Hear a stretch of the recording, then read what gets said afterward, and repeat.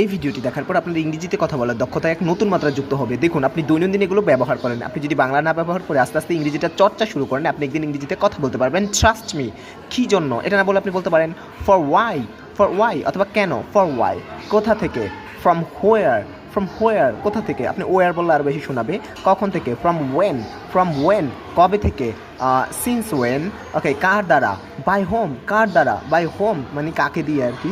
কার কাছে, two home, কার কাছে, two home. ওকে, কার জন্য, ফর হোম, কার জন্য, ফর হোম। কার সাথে, এই কার সাথে না হয়ে এটা হবে আমার বউয়ের সাথে। ওকে, কাকে ছাড়া উইদাউট হোম। কার আগে, বিফোর হোম।